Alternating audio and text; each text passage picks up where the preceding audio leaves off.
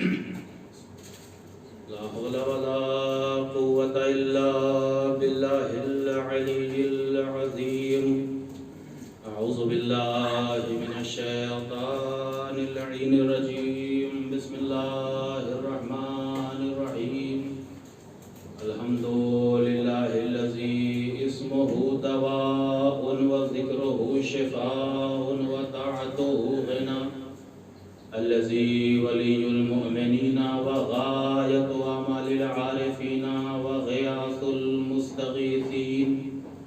ثم الصلاة والسلام على سيد الأنبياء والمرسلين وخير المبشرين والمنذرين، سيدنا ونبينا مولانا مولى الكونين جد الحسن والحسين أبي القاسم محمد.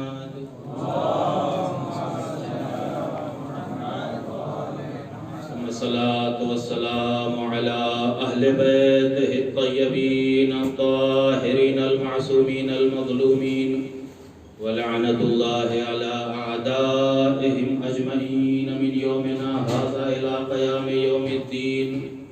أما بعد، فقد قال سيدنا ومولانا أمير المؤمنين عليه الصلاة والسلام: أحب الأعمال إلى الله تعالى في الأرض الدعاء. صلوات پڑھ دے محمد وآل محمد.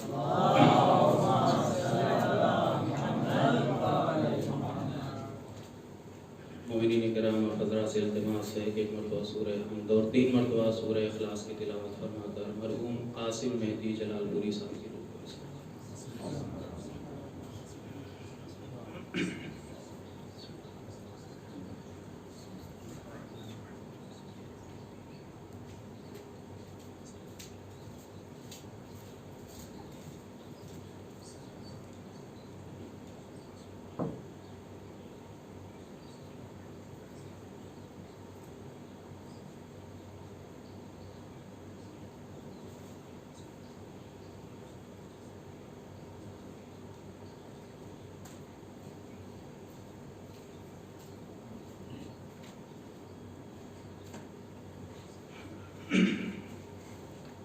صلوات پڑھ دے محمد وآل محمد. عزیزان گرامی قدر، برادران عزیز، یقیناً یہ ہمارے لیے بہت ہی غم کا وقت ہے، اور ہر ایک طالب علم اس رنج، اس مصیبت اور اس غم کو محسوس کر رہا ہے کہ ہمارے درمیان ایک بہترین اور اچھے اخلاق والا نوجوان طالب علم آج رخصت ہو گیا. ہمارے لیے چونکہ اللہ نے ہم کو اب یہ مہلت دی ہے، ہمارے لیے ضروری ہے کہ ان کے لیے دعائے مغفرت، ان کے گھر والوں کے لیے صبر کی دعا، اور اسی طریقے سے ان کے درجات کی بلندی کے لیے مسلسل دعا کرتے رہیں. اور ایک عظیم بارگاہ میں ہم ہیں، جب بھی موقع ملے یقیناً ہم کریں گے، لیکن خاص طریقے سے توجہ دے کر ان کے لیے ایصال ثواب کرنا. جناب شیخ قاسم صاحب یقیناً ایک اچھے اخلاق اور بہترین سیرت کے مالک تھے. بہت زیادہ کچھ نہیں کہنا ہے. ان کی تمام فضیلتوں کے ساتھ ساتھ ایک بہترین جو فضیلت تھی اور ہم سب کے لیے ہے، وہ یہ کہ ہم سب کے سب علوم اہل بیت کو طلب کرنے والے طالب علم. یقیناً علوم اہل بیت کو طلب کرنا یہ بہترین شرف ہے، یہ بہترین فضیلت ہے. اس لیے کہ اصول کافی میں شیخ کلینی علیہ الرحمہ نے اس روایت کو نقل کیا ہے کہ اگر کوئی طالب علم طلب علم کی غرض سے اپنے گھر سے نکلتا ہے تاکہ وہ علم کو حاصل کر کے گمراہوں کو سیدھا راستہ دکھا سکے، جو باطل پہ ہیں ان کو حق کی طرف لے کے آئے، تو طالب علم جب یہ قدم گھر سے باہر نکالتا ہے تو وہ عابد کہ جس نے 40 سال تک عبادتیں کی ہو، اس 40 سالہ عبادت سے افضل اور بہتر. تو عزیزوں، یہ ایک مقام ہے، یہ ایک منزلت ہے، ایک شرف ہے طالب علم کے لیے. یقیناً خداوند عالم ان کی مغفرت فرمائے گا. یقیناً اہل بیت علیہ السلام ان کی شفاعت فرمائیں گے، یقیناً ان کے درجات عالی اور بلند ہوں گے، اس لیے کہ ان کا آخری جو مسکن ہوگا وہ بھی جوار امیر المومنین علیہ السلام ہوگا۔ عزیزوں، چونکہ ایک صلوات پڑھ دیں محمد والے محمد۔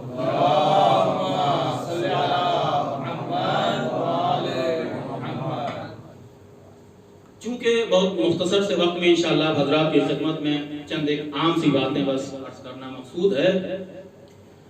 آج کی یہ جو مجلس ہے اس میں آپ دیکھیں تو ہمارے سامنے دو مناسبتیں ہیں۔ ایک مناسبت سفیر سید الشہداء حضرت امام حسین جناب مسلم ابن عقیل کی شب شہادت، اور جو دوسری مناسبت ہے وہ کل ایک بہترین اور عبادتوں کے لیے خاص دن روز عرفہ۔ یوں تو تمام عبادتوں کے لیے بہترین دن ہے، لیکن خصوصی طور پہ یہ دن دعاؤں سے مخصوص ہے، لہذا اسی وجہ سے میں نے سید الوصیین امام المتقین حضرت امیر المومنین علی بن ابی طالب علیہ السلام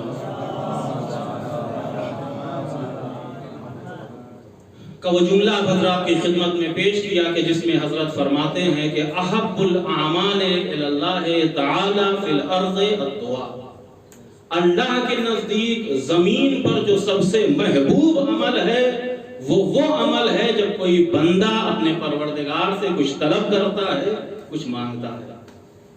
عزیزان گرامی، آپ اچھی طریقے سے واقف ہیں اور اچھی طریقے سے جانتے ہیں کہ اس زمین کے اوپر کوئی بھی عبادت انجام دی جائے، پروردگار عالم کی کسی بھی اس کے حکم کی فرما برداری کی جائے، یہ بہترین عمل ہے، یہ اچھا عمل ہے، یہ اجر رکھنے والا عمل ہے۔ لیکن یہی جب عمل کسی خاص زمانے میں انجام دیا جائے اس کا اثر زیادہ ہو جاتا ہے، کسی خاص وقت میں اگر اس عبادت کو انجام دیا جائے تو اس عبادت میں وزن پیدا ہو جاتا ہے۔ اسی طریقے سے اگر خاص جگہ اور کسی خاص مقام پر عبادت کو انجام دیا جائے تب بھی اس عبادت کا وزن بڑھ جاتا ہے، اس عبادت کا اثر زیادہ ہو جاتا ہے۔ آپ کے لیے وضاحت کرنے کی ضرورت نہیں ہے عزیزان گرامی، آپ دیکھیے اللہ کی وہ پاک و پاکیزہ کتاب، قیامت تک رہنے والی کتاب جسے قرآن مجید کہا جاتا ہے، جس وقت بھی زندگی کے جس لمحے میں بھی آپ قرآن مجید کی تلاوت کریں تو قرآن مجید کی آیات کی تلاوت کا ایک بہترین اجر ہے، ایک بہترین ثواب ہے۔ لیکن آپ سال کے کسی دوسرے مہینوں کے کسی دوسرے دن میں، دنوں کے دوسرے لمحے میں اگر آپ قرآن مجید کی ایک آیت کی تلاوت کرتے ہیں، بہترین عمل ہے، لیکن ثواب صرف ایک آیت کریمہ کی تلاوت کا ملے گا۔ لیکن اگر اسی ایک آیت کریمہ کی تلاوت آپ ماہ رمضان میں کریں تو پیغمبر اسلام خطبہ شعبانیہ میں فرماتے ہیں کہ جس نے ماہ مبارک رمضان میں قرآن مجید کی ایک آیت کی تلاوت کی اس کو ختم قرآن کا ثواب عطا کیا جائے گا، اسے ختم قرآن کا ثواب عطا کیا جائے گا۔ کیوں؟ کہ اس لیے کہ ادھر زمانہ بدلا، ادھر عبادت کے وزن میں اضافہ ہو، ادھر وقت بدلا، ادھر عبادت کے جو ہے وہ اثر میں اضافہ ہو گیا۔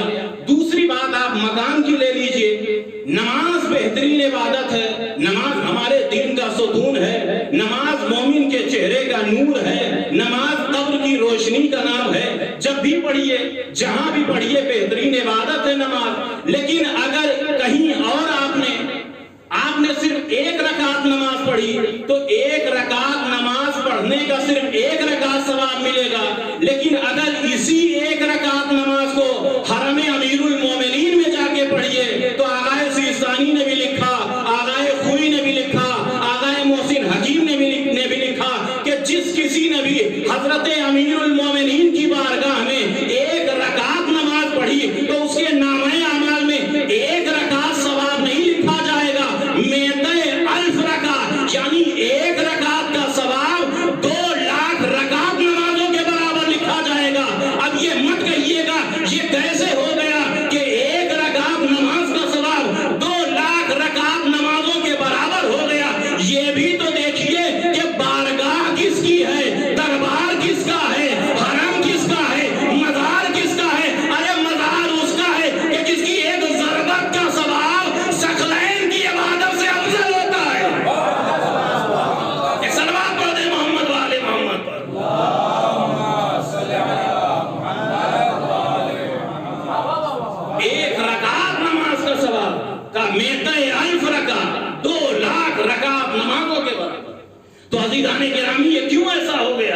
کہ اس لیے کہ ادھر جگہ بدلی، ادھر مکان بدلا، ادھر عبادتوں کے وزن میں اضافہ ہو گیا. اور اسی طریقے سے یہ جو آنے والا دن ہے ہمارے پاس، روز عرفہ عبادتوں کے لیے بہترین دن، تسبیحوں کے لیے بہترین دن، نمازوں کے لیے بہترین دن، لیکن ان تمام عبادتوں میں جو سب سے بہترین عبادت ہے وہ دعا ہے. آپ دیکھیے کہ آپ اچھی طریقے سے واقف ہیں، شیخ عباس قمی علیہ الرحمہ نے بھی لکھا کہ اس روز عرفہ، چونکہ ہمارے پاس دو مناسبتیں ہیں، شب عرفہ اور کل روز عرفہ ہے، یہ دعاؤں کے لیے مخصوص ہے. عزیزان گرامی، شیخ عباس قمی علیہ الرحمہ نے لکھا کہ روز عرفہ بارگاہ خداوندی میں جو بہترین عمل ہے وہ اللہ کے لیے روزہ رکھنا. لیکن اگر کوئی انسان ایسا ہے کہ اگر وہ روزہ رکھتا ہے اور اس کا یہ روزہ رکھنا دعا کرنے کے لیے مانے ہے، تو بہتر یہ ہے کہ روزہ نہ رکھے، اللہ کی بارگاہ میں زیادہ سے زیادہ دعا کرے، اللہ کی بارگاہ میں زیادہ سے زیادہ دعا کرے. لیکن اگر ایسا ہو سکتا ہے، جمع ہو سکتا ہے کہ ایک انسان روزہ بھی رکھ سکتا ہے اور دعا بھی کر سکتا ہے، تو ظاہر سی بات ہے کہ جمع کرنا یہ بہترین عمل ہے. روزے کا بھی ثواب ہو جائے گا اور اس کے بعد دعاؤں کا بھی ثواب حاصل ہو جائے گا. لہذا عزیزان گرامی، روز عرفہ زمانے کے اعتبار سے بہترین دن ہے، بہترین وقت ہے ہمارے لیے. ظاہر سی بات ہے میں کوئی تبلیغ وغیرہ نہیں کر رہا ہوں، بس ایک تذکراً آپ حضرات کی خدمت میں یہ باتیں میں پیش کرنے کی کوشش کر رہا ہوں کہ بہترین عبادت ہے دعا. اور اسی دعا کے لیے جو ہمارے علماء نے فرمایا کہ روز عرفہ یہ کوئی معمولی دن نہیں ہے. یوم العرفہ یوم الدعا، یوم العرفہ یوم التضرع من اللہ، یوم العرفہ یوم التوجہ الی اللہ، یوم العرفہ یوم السوال من اللہ. عرفے کا دن اللہ سے مانگنے کا دن ہے، عرفے کا دن اللہ سے دعا کرنے کا دن ہے، عرفے کا دن اللہ سے گڑ گڑانے کا دن ہے، عرفے کا دن اللہ سے مطالبہ کرنے کا دن ہے. عزیزو، یہی وجہ ہے کہ جب مقام عرفات میں ہمارے اور آپ کے زین العابدین، سید الساجدین، امام الزاہدین نے کیا دیکھا کہ ایک مرد مومن ہے، ایک مانگنے والا ہے، ایک سوال کرنے والا ہے، لوگوں سے مانگ رہا ہے، ہاتھوں کو پھیلا رہا ہے. چوتھے امام زین العابدین علیہ السلام نے اسے قریب بلایا اور بلانے کے بعد کہا، اے بندے خدا، تعجب ہوتا ہے کہ آج کے دن بھی تو اللہ کے علاوہ کسی سے توقع رکھ رہا ہے.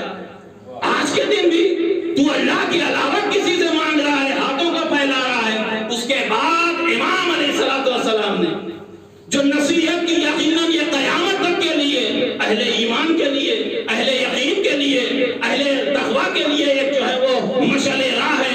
امام نے فرمایا، سنو، خدا کی قسم، وہ بچہ جو شکم مادر میں آج ہے، اس کے لیے بھی یہ توقع اور امید کی جاتی ہے کہ اللہ اس کے اوپر بھی اپنا خاص کرم عطا کرے گا، خاص لطف کرے گا.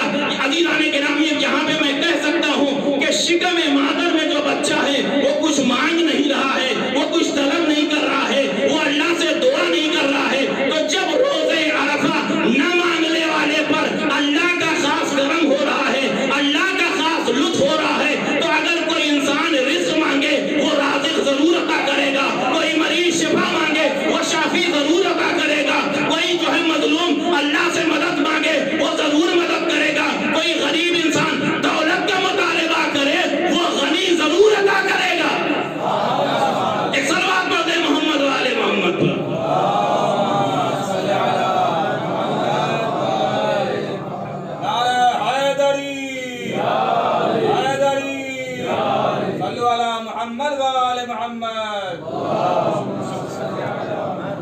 عزیزان گرامی، یہ یوم العرفہ یوم الدعا، یوم العرفہ یوم التضرع من اللہ، یوم العرفہ یوم التوجہ الی اللہ، اللہ سے مانگنے کا دن، اللہ سے مطالبہ کرنے کا دن. لہذا عزیزان گرامی، یہ ہمارے لیے ضروری ہے کہ جس چیز کی ہمیں حاجت ہے، اس علوم اہل بیت میں برکت کے لیے ہم دعا کریں، صحت و سلامتی کے لیے ہم دعا کریں، مشکلات سے نجات کے لیے ہم دعا کریں، مومنین کی حفاظت کے لیے دعا کریں، جو بچے ہوئے ہیں ان کو صراط مستقیم پر قائم رہنے کے لیے دعا کریں.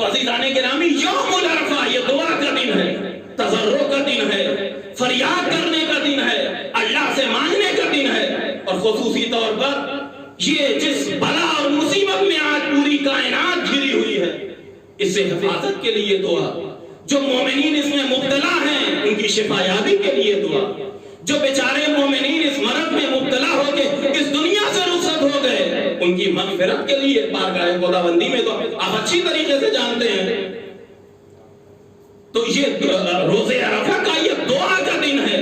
اچھا دعا کیا ہے؟ عموماً یہ سمجھا جاتا ہے، آپ لوگ تو سمجھانے والے لوگ ہیں، عموماً یہ بات ذہن میں ہوتی ہے، آپ لوگ تو بتانے والے لوگ ہیں کہ یہ دعا بارگاہ خداوندی میں ہم یہ سمجھتے ہیں کہ دعا مانگنے کی چیز ہے۔ دعا یعنی جب کوئی چیز ہمیں کسی چیز کی حاجت اور ضرورت ہو تو ہم اپنے ہاتھوں کو بارگاہ خداوندی میں پھیلا لیں، صرف جب ضرورت ہو تو ہم اللہ کی بارگاہ میں آئیں، ضرورت پوری ہو جائے ہمارے ہاتھ بھی عام حالات کے جیسے ہو جائیں، یعنی دعا سے اپنے ہاتھ کو ہم کھینچ لیں، نہیں عزیزان گرامی۔ اسی لیے تو مولا کائنات نے فرمایا کہ احب الاعمال الی اللہ تعالی فی الارض الدعاء، زمین پر اللہ کے نزدیک جو سب سے زیادہ محبوب عمل ہے اس عمل کا نام دعا ہے۔ الدعاء افضل العبادہ، اللہ کی بارگاہ میں جو بہترین عبادت ہے اس عبادت کا نام دعا ہے۔ الدعاء مخ العبادہ، جو اصل عبادت ہے، جو مغز عبادت ہے، جو مخ عبادت ہے، اس عبادت کا نام دعا ہے۔ اس کا مطلب یہ ہے کہ اگر ہم یہ چاہتے ہیں کہ اللہ کے محبوب عمل کو انجام دے دیں، اگر ہم یہ چاہتے ہیں کہ افضل ترین عبادت کو انجام دے دیں، اگر ہم یہ چاہتے ہیں کہ اصل عبادت کو انجام دے دیں، تو ہمارے لیے ضروری ہے کہ بارگاہ خداوندی میں دعا کرنا چاہیے۔ ہمارے لیے ضروری ہے کہ ہم بارگاہ خداوندی میں، اللہ کی بارگاہ میں، اس معبود حقیقی کی بارگاہ میں ہم دعا کریں تاکہ احب الاعمال کے اوپر عمل ہو سکے، تاکہ افضل العبادہ کے اوپر عمل ہو سکے، تاکہ مخ العبادہ کے اوپر ہم عمل کر سکیں۔ تو عزیزان گرامی یہ ہے دعا اور یہ ہے تضرع، اللہ کی بارگاہ میں گڑ گڑانا، اللہ کی بارگاہ میں طلب کرنا اور مانگنا۔ یوں تو روزے عرفہ آپ اچھی طریقے سے جانتے ہیں کہ بہت سی عبادتیں ہیں جس کے لیے روزے عرفہ بہترین دن ہے، اور ان دعاؤں عبادتوں میں بہترین عبادت کا اللہ کی بارگاہ میں دعا ہے۔ ان دعاؤں میں بہترین دعا کون سی ہے؟ تو کہا دعائیں بہت سی ہیں، چھوٹی چھوٹی بہت سی دعائیں ہیں، لیکن ان دعاؤں میں جو بہترین دعا ہے کہا دعائے سید الشہداء ہے، دعائے عرفہ ہے، دعائے امام حسین ہے، جو بہترین دعا ہے۔ آپ جانتے ہیں کہ جیسے دعائے کمیل مولا امیر المومنین کی دعا، ایسے ہی دعائے عرفہ سید الشہداء امام حسین کی دعا ہے۔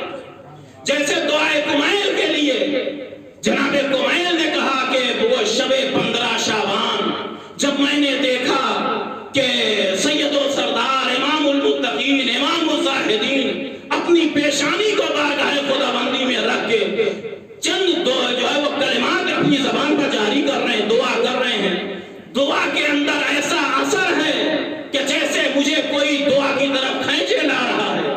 جب دعا تمام ہوئی، امام المتقین نے امیر المومنین نے اپنے سر کو بارگاہ خداوندی میں سجدے سے اٹھایا۔ میں نے کہا میرے مولا یہ دعا کون سی ہے کہ جو معرفت کا خزانہ ہے، جو معنویت کا خزانہ ہے، جو روحانیت کا خزانہ ہے، کا کمیل کیا تمہیں چاہیے کا مولا عطا کر دیجئے۔ جس شب مولا کائنات نے جناب کمیل کو یہ تفصیلی دعا عطا کی، اسی شب جناب کمیل نے اس دعا کو حفظ کر لیا۔ یہی وجہ ہے کہ اس عظیم دعا کو دعائے کمیل کہا، اس دعا کو دعائے کمیل کہا جاتا ہے۔ عزیزان گرامی آپ اہل علم ہیں، آپ اہل معرفت ہیں، اچھی طریقے سے جانتے ہیں، دعائے کمیل کے کلمات کو سمجھتے ہیں، دعائے کمیل کے جملوں کو آپ سمجھتے ہیں کہ ایک عام مرد مومن، ایک عام مرد متقی اگر دعائے کمیل کو پڑھ دے تو ہمارے اندر ایک عجیب کیفیت پیدا ہو جاتی ہے، ہمارے ہاں روحانیت اور معنویت بیدار ہو جاتی ہے۔ اب ذرا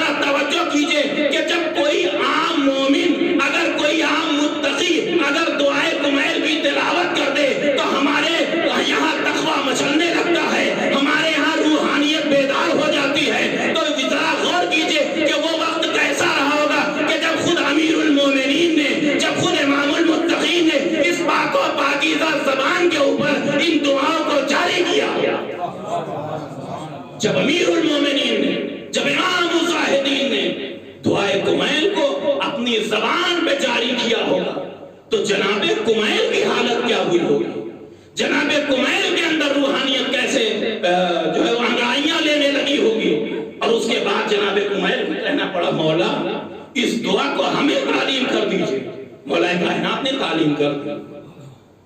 ایسے ہی عزیزان گرامی یہ دعائے عرفہ، یہ دعائے سید الشہداء غالب اسدی کے دونوں فرزند بشر و بشیر یا بشیر یہ کہتے ہیں کہ ہم روز عرفہ مقام عرفات میں موجود تھے، ہماری یہ آنکھیں دیکھ رہی تھی کہ جب سید الشہداء امام حسین ایک مرتبہ اپنے خیمے سے باہر تشریف لاتے ہیں، امام ہیں، امام کے فرزند ساتھ میں ہیں، امام ہیں، امام کے اہل بیت ساتھ میں ہیں، امام ہیں، امام کے چاہنے والے شیعہ ساتھ میں ہیں۔ ایک مرتبہ سید الشہداء بڑے ہی انکساری سے خضوع و خشوع کے ساتھ میدان عرفات کی طرف بڑھے، ہوتے ہوتے اس پہاڑ کی طرف آئے، جب بائیں جانب آئے تو سید الشہداء وہاں پہ کھڑے ہو گئے، خانہ کعبہ کا رخ کر کے ایک مرتبہ امام حسین نے اپنے دونوں ہاتھوں کو اپنے چہرے سے اوپر کیا۔ یہ غالب اسدی کے فرزند کہتے ہیں اس کے بعد ہم نے عجیب منظر دیکھا، امام بارگاہ خداوندی میں اس طریقے سے گڑ گڑا رہے ہیں کہ جیسے کوئی بھوکا مسکین کسی سے کھانا طلب کر رہا ہو، کوئی بھوکا یتیم کسی سے روٹی کا مطالبہ کر رہا ہو۔ امام دعا کر رہے تھے، زبان پہ یہ کلمات جاری تھے، آنکھوں سے اشک جاری، زبان پہ یہ دعائے عرفات جاری تھے، دعائے عرفات کے جملے جاری تھے، اور سید الشہداء امام حسین کی آنکھوں سے اشک جاری تھے۔ عزیزو یہ ہے دعائے عرفات، اور اللہ نے ہمیں یہ شعور عطا کیا، اللہ نے ہمیں یہ دولت عطا کی کہ الحمدللہ کم از کم سال میں تو ایک مرتبہ اس پاک و پاکیزہ سید الشہداء کی زبان سے نکلی ہوئی دعاؤں کو اپنی زبان پر ہم جاری کر لیتے ہیں۔ ہمیں یقین ہے کہ اگر اللہ کی بارگاہ میں یہی دعا ہماری جو ہے قبول ہو گئی تو سید الشہداء کی شفاعت بھی نصیب ہو جائے گی اور امام کی صحبت بھی نصیب ہو جائے گی۔ ایک صلوات پڑھ دے محمد والے محمد۔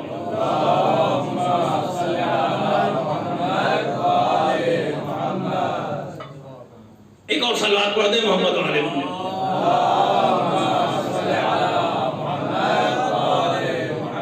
یہ عزیزان گرامی دعائے عرفہ جو سید الشہداء کی زبان عصمت پہ جاری ہوئی، اور یہی وہ دعا ہے عزیزان گرامی کہ جس میں سید الشہداء نے امام حسین نے ایک عظیم معرفت کا خزانہ، معرفت الہی کا خزانہ اس کے اندر پیوست کر دیا ہے۔ جو صاحبان عرفان ہیں وہ جانتے ہیں کہ اس دعا کے اندر کیا کیا سید الشہداء نے ہمیں تعلیم دینے کے لیے اس دعا میں رکھ دیا ہے۔ دعا کیا ہے؟ صرف مانگنے کا ذریعہ نہیں، دعا کا اعتراف ربوبیت، اظہار شان ربوبیت اور اعتراف بندگی، اعتراف عبدیت کے مجموعے کا نام دعا ہے۔ اسی جملے کو آئیے ہم دیکھیں دعائے عرفہ میں امام حسین نے کس طریقے سے اس معبود حقیقی کی شان کا اظہار کیا اس دعا میں، اور کس طریقے سے ایک بندے کی بندگی اور ایک عبد کی عبدیت کا اعتراف اس دعائے عرفہ میں، دعائے سید الشہداء میں اظہار کیا۔ آپ دیکھیے سید الشہداء ہیں، امام حسین بارگاہ خداوندی میں کیا دعا کر رہے ہیں؟ معبود انت الذی مننتا، انت الذی انعمتا، انت الذی نصرتا، انت الذی رزقتا، انت الذی ہدیتا۔ اے معبود تو ہی وہ ہے جس نے ہم پہ احسان کیا، تو ہی وہ ہے جس نے نعمتوں کی بارش ہم پہ کیا، تو ہی وہ ہے کہ جس نے رزق ہمیں عطا کیا، تو ہی وہ ہے جس نے ہدایت ہمیں عطا کی، تو ہی وہ ہے جب ہم بیمار ہوئے تو تو نے ہمیں جو ہے وہ شفا عطا کی۔ جب اعتراف بندگی کی بات آئی تو کہا اے معبود انا الذی نکستو، انا الذی خطاتو، انا الذی اعترفتو، انا الذی قبلتو۔ اے معبود میں ہی وہ ہوں کہ جس نے اپنے گناہوں کا اعتراف کیا، میں ہی وہ ہوں کہ جس نے اپنے گناہوں کو قبول کیا، میں ہی وہ ہوں کہ جس نے اپنے ساتھ کیے گئے وعدے کو توڑ دیا۔ تو عزیزان گرامی آپ نے دیکھا اس طریقے کے بہت سے جملے سید الشہداء نے اس دعائے عرفہ میں، دعائے سید الشہداء، دعائے امام حسین میں بیان کیا آپ ذرا غور تو کیجئے کہ وہ سید الشہداء ہیں، وہ امام حسین ہیں، وہ جنت کے جوانوں کے سردار ہیں، وہ شریک آئے تطہیر ہیں، وہ شریک آئے مودت ہیں، وہ شریک سورہ طہر ہیں، لیکن پھر بھی اس طریقے سے اعتراف ربوبیت کر رہے ہیں، اعتراف شان بندگی بھی کر رہے ہیں۔ میں کہوں گا مولا اس کی وجہ کیا ہے؟ عجب نہیں، میرا مولا جواب دے کہ وجہ یہ ہے کہ دنیا کے وہ اور بادشاہ ہیں کہ جن کے سامنے جتنا انسان جھکتا چلا جاتا ہے اتنا ذلیل ہوتا چلا جاتا ہے۔ یہ بارگاہ ربوبیت ہے جو جتنا جھکتا چلا جائے گا اتنا عزت دار بنتا چلا جائے گا۔ ایک صلوات پڑھ دے محمد والے محمد۔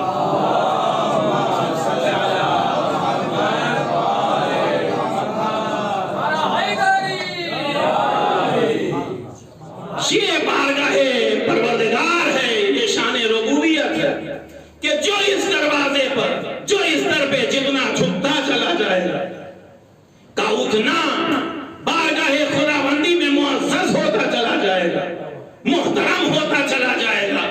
عزیزان گرامی آپ دیکھیے کہ یہ دعا کیا ہے، تو امیر المومنین نے دعائے کمیل میں بیان فرمایا، یا سری الرضا اغفر لمن لا یملک الا الدعاء، اے پروردگار، اے جلدی راضی ہو جانے والے معبود، اغفر لمن لا یملک الا الدعاء، اس بندے کو بخش دے کہ جس کے پاس دعا کے علاوہ کچھ نہیں۔ یا سری الرضا اغفر لمن لا یملک الا الدعاء، اس بندے کو بخش دے میرے معبود، جلدی راضی ہو جانے والے پروردگار، جس مسکین کے پاس، جس غریب کے پاس، جس تیرے بندہ حقیر کے پاس دعاؤں کے علاوہ کوئی دوسرا چارہ نہیں ہے، دعاؤں کے علاوہ کوئی دوسری ملکیت نہیں ہے، دعاؤں کے علاوہ کوئی دوسرا ذخیرہ نہیں ہے۔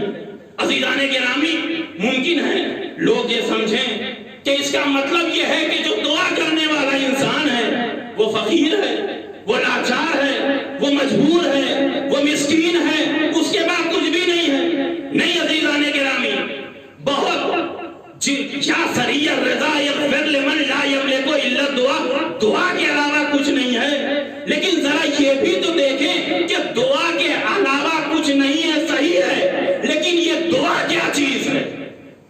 یہ دعا کیا چیز ہے؟ دعا کس شے کا نام ہے؟ پیغمبر اسلام نے بھی فرمایا، دوسرے معصومین نے بھی فرمایا، الدعاء مخالید الفلاح، دعا کامیابی کی چابی ہے، الدعاء مفتاح النجات، دعا جو ہے نجات پانے کی چابی ہے۔ تو معلوم یہ ہوا کہ اگر کوئی انسان کامیابی پانا چاہتا ہے تو دعا کی طرف آنا چاہیے، کوئی انسان اگر نجات پانا چاہتا ہے تو اسے بھی دعا کی طرف آنا چاہیے۔ آپ نے دیکھا ہوگا عزیزان گرامی لوگوں کے یہاں کہ بڑے بڑے جو خزانے ہوتے ہیں، خزانے ایک جگہ رکھے ہوتے ہیں، لیکن جو چابی ہوتی ہے وہ انسان کے گلے میں ہوتی ہے یا انسان کے جیب میں ہوتی ہے۔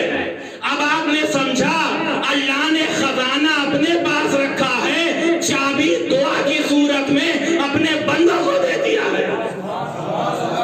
اللہ نے خزانہ اپنے پاس رکھا ہے اور خزانے کی چابی کا دعا کی صورت میں اپنے بندوں کو عطا کر دیا ہے۔ لہذا یہ بندہ جتنی زیادہ دعائیں کرتا چلا جائے گا اتنا زیادہ اللہ کے خزانے سے حاصل کرتا چلا جائے گا۔ جیسی بھی دولت ہو، دنیاوی دولت ہو، اخروی دولت ہو، مادی دولت ہو، مانوی دولت ہو، ساری دولت کو یہ کسب کر سکتا ہے۔ آئیے میں ایک مثال دیتا ہوں آپ حضرات کی خدمت میں اپنی بات کو واضح کرنے کے لیے کہ اگر کسی کے پاس سلیقہ دعا ہے تو کائنات کا وہ امیر ترین انسان ہے۔ عزیزان گرامی آپ دیکھیے کہ ہمارے یہاں دنیا میں کسی امیر کی عمارت یا کسی دولت مند کی شخصیت کیسے ظاہر ہوتی ہے؟ کہا صاحب یہ پیسے والے آدمی ہیں، یہ دولت مند ہیں۔ کیوں؟ کہا مہینے میں ہفتے میں 2-3 دن ان کے یہاں کھانا ہوٹل سے آتا ہے، یہ دولت مند ہیں۔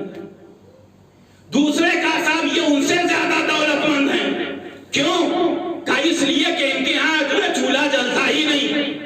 یہ تو ہوٹلوں میں کھانا کھایا کرتے ہیں، یہ ہے دولت کا معیار، ایک معیار ہے، کھلے معیار نہیں ہے۔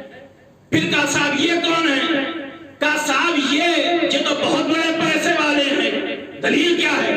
کہ ان کے یہاں جو کھانا آتا ہے وہ 5 اسٹار ہوٹل سے آتا ہے۔ تو بھائی یہ دنیا والے جو دولت مند ہیں، جو سب سے بڑا دولت مند انسان ہے، وہ 5 اسٹار ہوٹل سے کھانا منگا سکتا ہے، جنت سے کھانا نہیں منگا سکتا۔ دنیا کا جو دولت مند انسان ہے وہ 5 اسٹار ہوٹل سے کھانا منگا سکتا ہے، لیکن جنت سے کھانا نہیں منگا سکتا۔ ہم نے دیکھا ایک پاکیزہ دروازے پر ایک پاکیزہ بی بی ہے، ایک غریب سی بی بی ہے، ایک مسکینہ سی بی بی ہے، ظاہری دولت تو اس کے پاس کچھ نہیں ہے، لیکن سلیقے دعا اس کو معلوم ہے۔ لہذا جب نبی مہمان بن کے آئے تو بی بی گئی، مصلے کو بچھایا، ہاتھوں کو بلند کیا، اور جب دعا کیا تو ہوٹل سے نہیں جنت سے کھانا گیا۔ کیا دیکھا کہ ہوٹل سے نہیں جنت سے کھانا آ گیا۔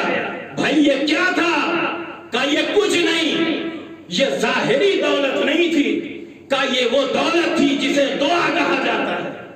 دعا کی وجہ سے بی بی فضہ نے دعا کی اور جنت سے کھانا آ گیا۔ یہ ہے دعا کا مقام، یہ ہے دعا کی شان، یہ ہے دعا کی اہمیت۔ اور اس کے بعد اب جب پیغمبر اسلام جناب فضہ کے پاس آ گئے اور کھانا آ گیا، دسترخوان چن دیا گیا، نعمتیں جو ہے دسترخوان پہ لگا دی گئی، کائنات کے عظیم المرتبہ پیغمبر دسترخوان کو بیٹھے اور کھانا نوش کیا۔ کھانا نوش کر کے جب چلے گئے تو اب جناب شہزادی کونین نے جناب فضہ سے پوچھا، جس کو شاعر نے 2-3 مصروں میں بیان کیا، میں آپ حضرات کی خدمت میں عرض کر دیتا ہوں۔ بولی زہرا کہ مجھے اتنا بتاؤ فضہ، گھر میں آٹا نہیں پھر کیسے پکائی روٹی؟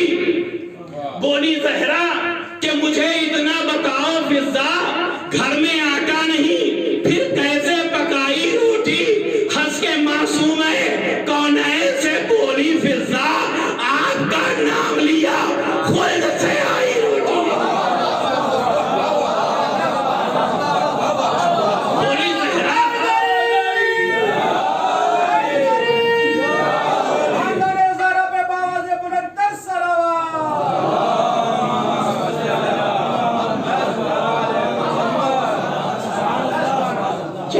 بولی زہرا کہ مجھے اتنا بتاؤ فضہ، گھر میں آٹا نہیں پھر کیسے پکائی روٹی؟ ہنس کے معصوم ہے کونین سے بولی فضہ، آپ کا نام لیا خلد سے آئی روٹی۔ روٹیاں روز کھلاتے تھے پیغمبر سب کو، آج فضہ نے پیغمبر کو کھلائی روٹی۔ ایک صلوات پڑھ دے محمد و آل محمد۔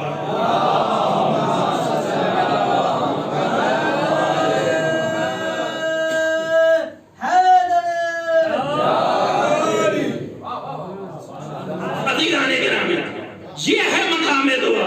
میں کچھ اور بیان کرنا چاہ رہا تھا لیکن نزلے کی وجہ سے میری آواز ساتھ نہیں دے رہی ہے، تو بہرحال چند ایک باتیں حضرات کی خدمت میں عرض کر کے اور گفتگو کو تمام کرتا ہوں۔ تو یہ ہے عزیزان گرامی مقام دعا، اسی دروازے کی کنیز ہے جناب فضہ۔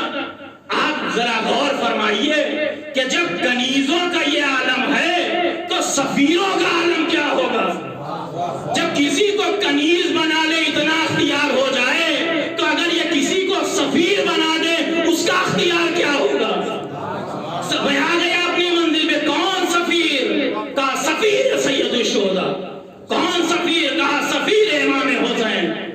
وارث انبیاء کو حسین کہتے ہیں، سفیر الہی کو حسین ابن علی کہتے ہیں، اور سفیر حسین کو مسلم ابن عقیل کہتے ہیں۔ سفیر الہی کو حسین کہتے ہیں اور سفیر حسین کو کا مسلم ابن عقیل کہتے ہیں۔ بھائی یہ سفیر کیا ہوتا ہے؟ سفیر کسے کہتے ہیں؟ کا سفیر جو جس ملک کا سفیر ہوتا ہے وہ اس ملک کی زبان ہوتا ہے، اس ملک کا ترجمان ہوتا ہے، جو یہ بولے گا زبان اس کی ہوگی، کلام ملک کا ہوگا، جو یہ کہے گا زبان اس کی ہوگی، ترجمانی ملک کی ہوگی۔ زمانے قدیم میں بادشاہت تھی، شہنشاہت تھی، بادشاہوں کے سفیر ہوا کرتے تھے، شہنشاہوں کے سفیر ہوا کرتے تھے، تو جیسا بادشاہ ہوتا تھا، جیسا ملک ہوتا تھا، سفیر کی بھی ویسے ہی عزت ہوتی تھی، سفیر کی بھی ویسے ہی شان ہوا کرتی تھی۔ جناب مسلم کون؟ کہا جناب مسلم ہے امام حسین کے سفیر۔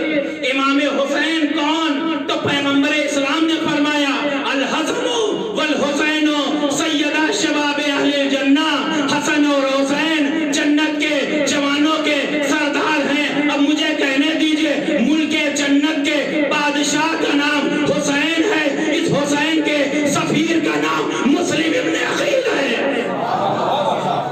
ملک جنت کے بادشاہ کا نام حسین ہے اور اس ملک کے بادشاہ کے سفیر کا نام مسلم ابن عقیل ہے۔ یہ ہیں جناب مسلم۔ اور عزیزان گرامی آپ دیکھیے کہ جناب مسلم کی شان میں ایک یہ بھی توہین کی گئی، جسارت کی گئی کہ جناب مسلم جب جو ہے نکلے ہیں امام حسین کے حکم کے بعد تعمیل حکم کے لیے راستے میں پہنچے اور وہاں کے اوپر ان کے ساتھی کا انتقال ہو گیا۔ اب شگون سمجھا، نحوست سمجھا، وہاں سے خط لکھا کہ سید الشہداء ہم معذرت چاہتے ہیں، آپ ہم کو معاف کر دیں، اس سفر میں ہم کو نہ بھیجیں۔ یقین جانیے یہ جس نے بھی خصوصاً امام طبری نے اپنی کتاب میں لکھا تو میں تو سمجھتا ہوں کہ انہوں نے اپنے جیسا ناقص مسلمان سمجھا جناب مسلم کو، اس لیے کہ جناب مسلم صرف جو ایک مسلمان نہیں ہے، سفیر الہی کے سفیر ہیں۔ جناب مسلم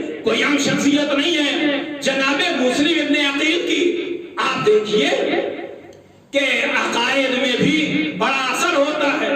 اگر کسی کا سلسلہ معتبر ہو تو عقیدہ بھی معتبر ہوتا ہے، ذہنیت بھی معتبر ہوتی ہے، فکر بھی معتبر ہوتی ہے۔ لیکن اگر سلسلہ ہی غیر معتبر ہو تو نہ ذہنیت معتبر ہوتی ہے، نہ فکر میں معتبر ہوتی ہے، نہ یقین معتبر ہوتا ہے۔ آپ دیکھیے ہمارا سلسلہ کس سے ہے؟ کہ ہمارا سلسلہ علی بن ابی طالب امیر المومنین سے ہے۔ امیر المومنین کون؟ کہ امیر المومنین وہ کہ جب پیغمبر اسلام مکے سے ہجرت کرنے لگے، امیر المومنین کو بلایا، یا علی آپ میرے بستر پہ سو جائیے اور میں یہاں سے ہجرت کرنا چاہتا ہوں۔ تاریخ نے یہی لکھا کہ جناب امیر المومنین نے کچھ نہیں کہا، بس اتنا کہا یا رسول اللہ کیا میرے سو رہنے سے آپ کی جان بچ جائے گی؟ اس کا مطلب ہے اس خاندان کا ایک خاصہ ہے کہ اگر نبی یا امام کی بات آ جائے تو پھر اپنی پرواہ نہیں کی جاتی، اس کے اعتماد کی پرواہ کی جاتی ہے، اس کے مشن کی پرواہ کی جاتی ہے، اس کے اعتماد، اس کے مشن کی پرواہ کی جاتی ہے۔ عزیزان گرامی یہی وجہ ہے کہ اب جو امام حسین نے جناب مسلم کو اپنا سفیر بنایا، امام حسین نے جناب مسلم کو اپنا ثقہ بنایا، تو ویسے نہیں کہ جیسے خیبر کے میدان میں 39 دن تک لوگ آتے رہے، جاتے رہے، آتے رہے، جاتے رہے، بلکہ جناب مسلم کو امام حسین نے ویسے اعتبار میں لیا ہے کہ جیسے 40ویں دن پیغمبر اسلام نے کہا لَأُوتِيَنَّ الرَّایَةَ رَغَدًا رَجُلًا كَرَّارًا غَیْرَ فَرَّارٍ يُحِبُّ اللَّهَ وَرَسُولُهُ يُحِبُّ اللَّهُ يُحِبُّهُ اللَّهُ وَرَسُولُهُ کہ کل میں علم اس کو دوں گا جو مرد ہوگا، جو کرار ہوگا، جو غیر فرار ہوگا، بڑھ بڑھ کے حملہ کرنے والا ہوگا۔ ایسے ہی کچھ لب و لہجے میں امام حسین نے جناب مسلم کا تعارف کرایا کہ انی ارسلت الیکم اخی وابن عمی ثقتی من اہل بیتی مسلم ابن عقیل۔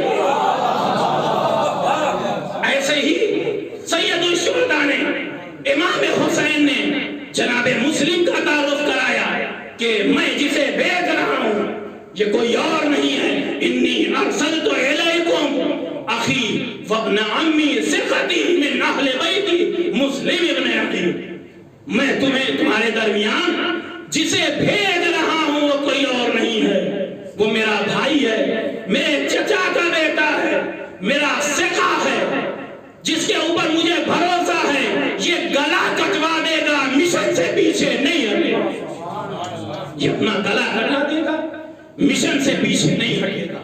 وہ اور لوگ تھے کہ جو نبی کی نبوت پر شک کر رہے تھے، نبی کے فیصلے پر شک کر رہے تھے، نبی کی صلح پہ شک کر رہے تھے، نبی کے دماغ پر شک کر رہے تھے، ایک معمولی سے امتحان میں فیل ہو گئے تھے، لیکن سمجھے مسلم ابن عقیل کون ہے کہ تیر کھانے کے بعد، زخم کھانے کے بعد، تلوار چہرے پر کھانے کے بعد چہرے پر زخم ہے، لیکن جب جناب مسلم دربار ابن زیاد میں گئے ہیں اور یوں ہی داخل ہو گئے، کہنے والے نے کہا ہے اے مسلم تم نے امیر کو سلام نہیں کیا، تو جناب مسلم نے کہا میں نے کسے کب امیر مانا ہے، ارے تمہیں کیا ہو گیا جو حسین ابن علی کا سفیر ہو وہ ابن زیاد جیسے نجس کو اپنا امیر کیسے مان سکتا ہے؟ جس کا امیر حسین ہو، جو حسین ابن علی کا سفیر ہو، وہ ابن زیاد جیسے نجس کو اپنا امیر کیسے مان سکتا ہے؟ تم نے اسے امیر مانا ہے، یہ تمہاری نجاست ہے، یہ تمہارا نفاق ہے کہ تم نے ابن زیاد جیسے کو اپنا امیر مانا ہے، لیکن جسے تم نے امیر مانا ہے میں تو اسے قابل سلام بھی نہیں سمجھتا، میں تو اسے قابل سلام بھی نہیں سمجھتا۔ ایک صلوات پڑھ دے محمد والے محمد۔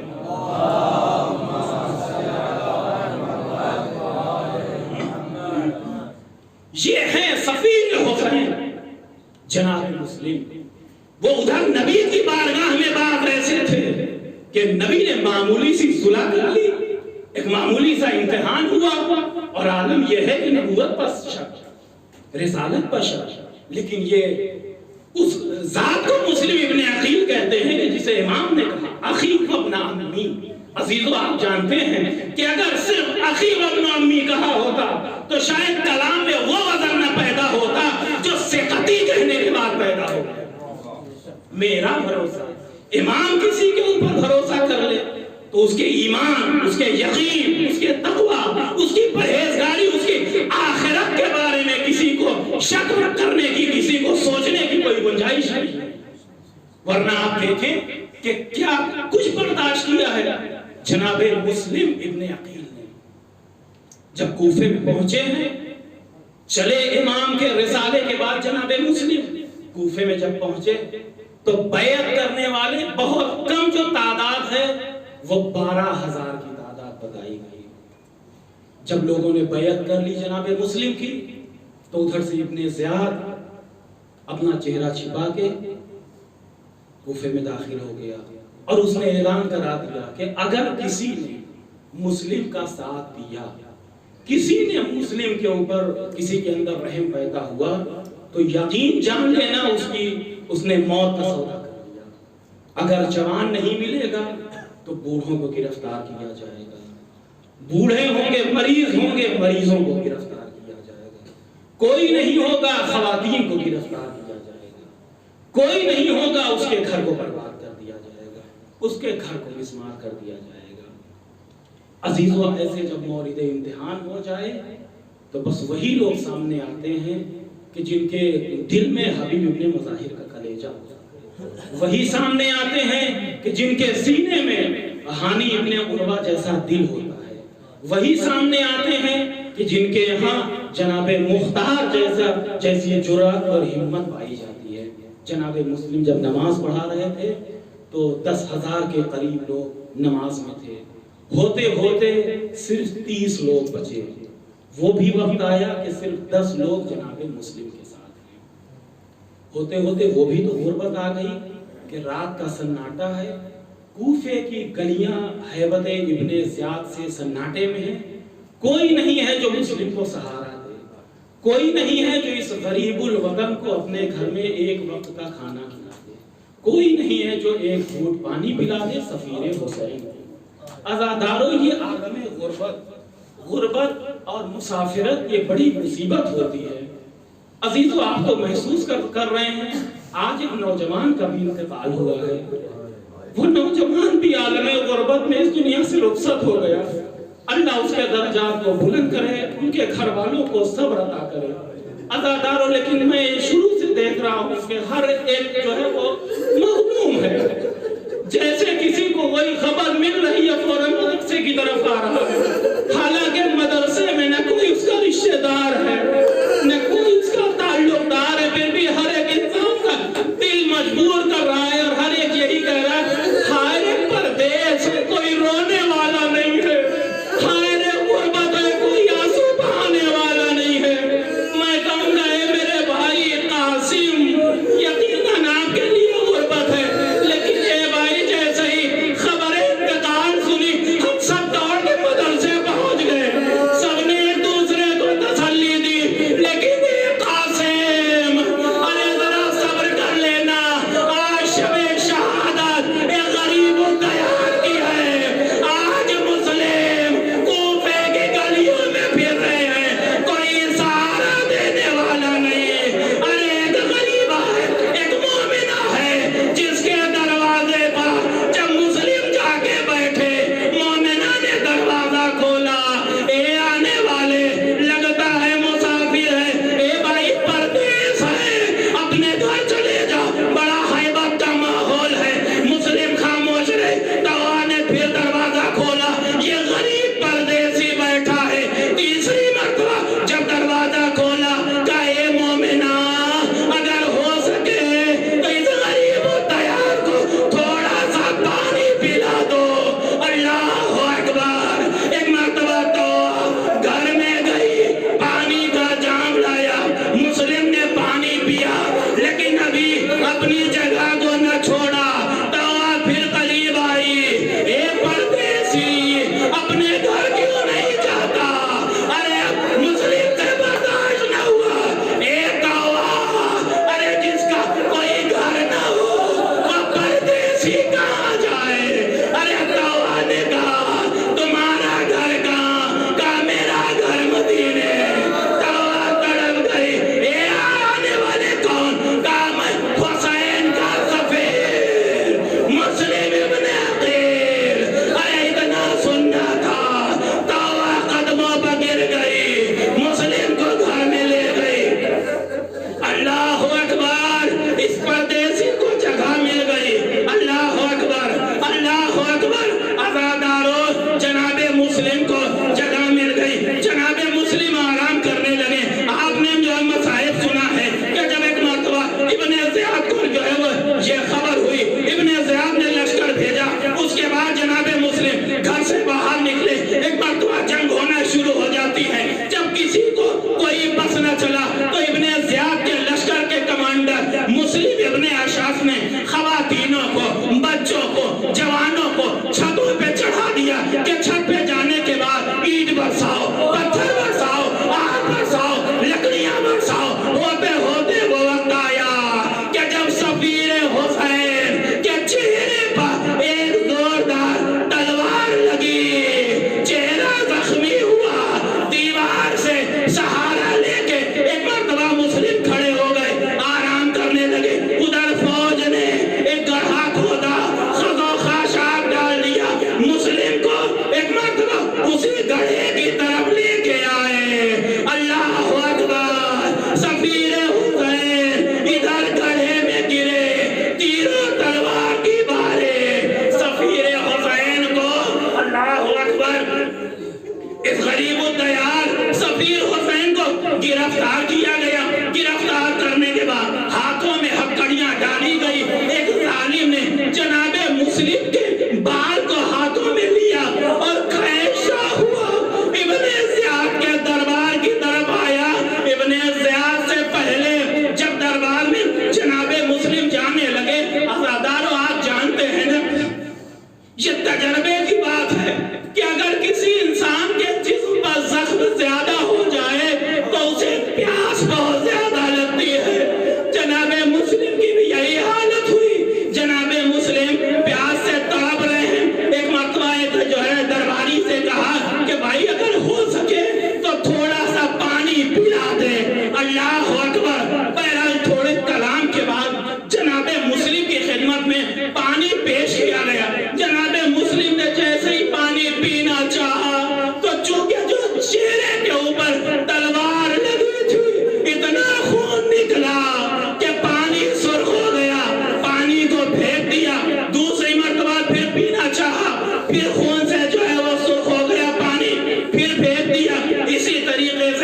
جب 3 مرتبہ یہ وقت آیا تو جناب مسلم نے کہا اب ہماری قسمت میں پانی نہیں ہے، پیاسا بار گئے، خدا میں جانا ہوگا۔ میں کہوں گا اے مسلم، آپ بھی پیاسے گئے، آپ کا آقا بھی اس دنیا سے پیاسا گیا۔ اللہ اکبر۔ جناب مسلم کو دربار ابن زیاد میں پیش کیا گیا۔ جناب مسلم نے اپنے آنے کا مقصد بتایا اور ابن زیاد کو اس کی اصلیت کا جب ایک مرتبہ آئینہ دکھایا تو ابن زیاد نے کہا کہ ایسا ہے کہ وقت نہ لگاؤ، مسلم کو دارالعمارہ کی چھت پہ لے جاؤ، مسلم کے سر و تن میں جدائی کرو۔ مسلم کو چھت پہ لے جایا گیا۔ جلاد سے کہا اے بھائی اتنی مہلت دے دے کہ ہم 2 رکعت نماز پڑھ لیں۔ اللہ اکبر۔ جناب مسلم کو مہلت ملی، 2 رکعت نماز پڑھی۔ جب نماز پڑھ چکے، عزادارو ہمارا بھی طریقہ ہے نا کہ جب ہم نماز سے فارغ ہوتے ہیں کربلا کا رخ کر کے السلام علیکہ یا ابا عبداللہ کہتے ہیں۔ ارے ایسے ہی مسلم نے سفر مکہ کی طرح رخ کر کے کہا السلام علیکہ یا ابا عبداللہ، السلام علیکہ یا ابن رسول اللہ۔ ارے ادھر سلام تمام ہوا، مسلم کے گلے پر تلوار چلی، سر چھت پہ رہ گیا، بدن زمین پر گرا۔ ظالموں نے مسلم کے قدموں میں ریشمانے ظلم باندھا، کوفے کی گلیوں میں کھینچنا شروع کیا۔ میں کہوں گا اے مولا، آپ کے سر کو کوفے میں پھرایا گیا، مسلم کے لاشے کو کوفے کی گلیوں میں دیار بدیار، گلیاں بگلیاں کھینچا گیا۔ واہ مسلمہ، واہ سفیرہ، واہ۔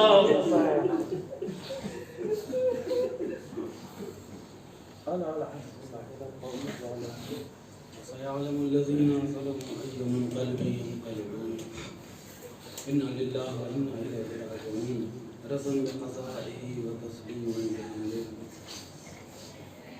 پروردگار تجھے واسطہ محمد والے محمد کا، جتنے بھی مومنین و مومنات جہاں کہیں بھی پریشان حال ہیں ان کی پریشانیوں کو دور فرما۔ پروردگار جتنے بھی غریب الدیار ہیں، جتنے بھی مسافر ہیں، سفیر حسین جناب مسلم کے توسط سے ان کے تصدق میں ان کو اپنے وطن پہنچا دے۔ جہاں کہیں بھی پردیس میں اگر پریشان حال ہیں تو ان کی پریشانیوں کو دور فرما دے۔ پروردگار تجھے واسطہ محمد والے محمد کا، سفیر حسین جناب مسلم کے بچوں کا واسطہ، جتنے بھی مومنین و مومنات ہیں ان کے بچوں کو صحت و سلامتی عطا فرما۔